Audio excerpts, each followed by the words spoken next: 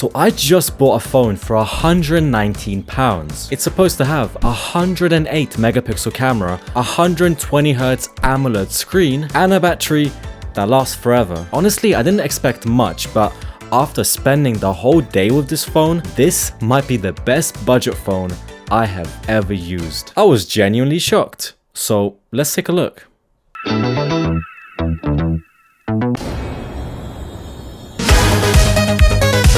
This is one of the nicest unboxings I've done. You get a free ring stand, a USB-C to A cable, a phone case, and I was actually surprised. I was like, what the hell? Why is this phone case so good? And a phone, which is pretty generous with them. No brick though. I don't want to spoil too much, but I saw a headphone jack, a micro SD card slot, and an IR blaster, which got me pretty wet, not gonna lie. But I'll test it first thing tomorrow morning.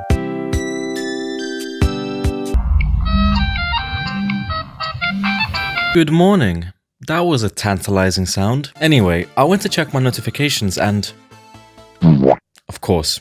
What a surprise. Anyway, I noticed when you swipe down, you only get the control center and then you have to swipe right for the notifications. Or you have to swipe from the top left. And I looked it up and there's actually no way to change that. That's a little annoying. I then sat in a jungle for a bit thinking, what could I do with this phone today? Which gave me flashbacks of all the other budget phones I tested, which gave me a little bit of anxiety knowing how slow those phones were. But then I saw a duck. This phone will be different, I promise you. I put some protection on for all the fun that I'm gonna have today, and I decided to head out to the gym. And immediately I was confused because the screen was really bright, which peaks at 1800 nits. And then I sat down to scroll a little bit and I noticed that this phone doesn't really lag. Swiping through the menus, opening settings, browsing Google News, and look at Instagram, it's actually pretty fast. This made absolutely no sense to me because this uses the Helio G99 Ultra, which is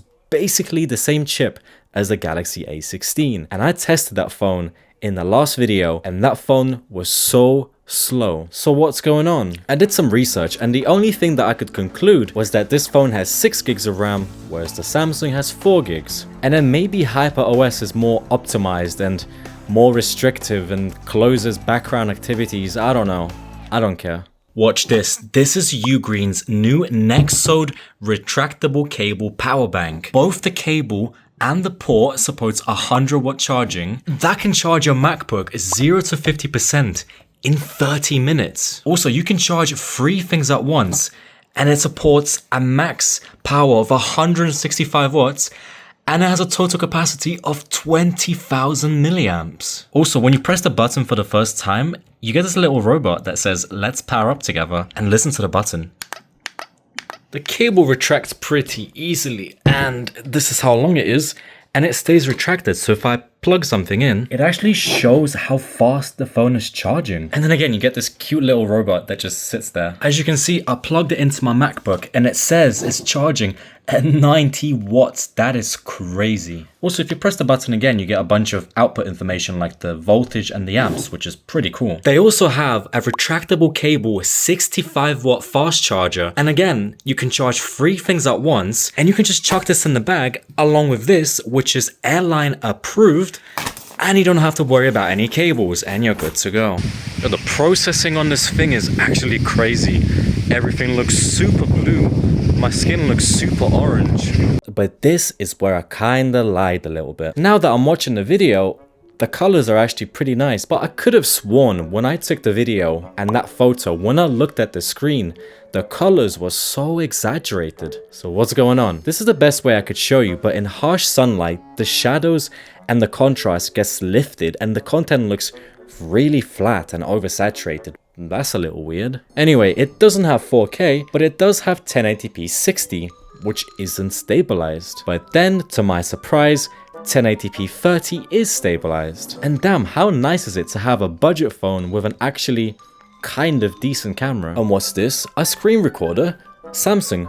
Was it really that hard to include it? Anyway, you can zoom up to 20x, but without a zoom lens or any stabilization, I was worried I was gonna spot a UFO. Video mode only does up to 6x, but it's stabilized. So, no UFOs today. Anyway, I did a quick workout, and when I opened the selfie camera, I noticed that it made me look extremely pale, almost like a ginger zombie. Thanks. As I was leaving, it started to rain pretty heavily, and I got worried for a second because the phone only has IP54, which only protects against splashes, so it would probably survive the rain. But not if someone pushed me in the river. But what's this, you may ask? Ultra HD mode? Well, that's the 108 megapixel mode. This is 12 megapixels, and this is 108. So the 108 megapixels is pretty Huh? I was gonna say it's pretty useless, but there is actually more detail. Although you do go from 5 megabytes to 30. I took the same photo on the S25 Ultra in 200 megapixels, expecting it to crush it. And the budget phone looks better. Not only do I prefer the colors more, but the 108 megapixels has more detail than the 200 megapixels. What? How? Please explain that. Also, in the comments, tell me what phone you're watching this video on. I got home at 3 PM and I had plenty of juice left, so the battery is not a problem. After fingering this phone for a little bit looking for the spot, that is, the side-mounted fingerprint scanner, I couldn't find it. That's because it doesn't have one. Somehow, within this budget, they managed to put an optical fingerprint scanner, which is actually pretty good. That is literally the biggest complaint I had about the Galaxy A16, and Xiaomi just goes ahead and cooks. The only problem with it is that when you go to unlock, it has to light up the screen, so if you're scrolling at night. Now, I really like this phone. Throughout the day, I use this, and then I use this, and then I use and you know what? Going back and forth, it's a little bit slower, but I'm not surprised. I did have some nitpicks because this phone just can't be perfect. But before I show you, meet Waffles. That is honestly such a mood. And I named him Waffles because if you look up, he's looking at some waffle. As I was changing my alarm sound before bed, for some reason, I kept getting ads. And then I closed them and then I get another one. Huh?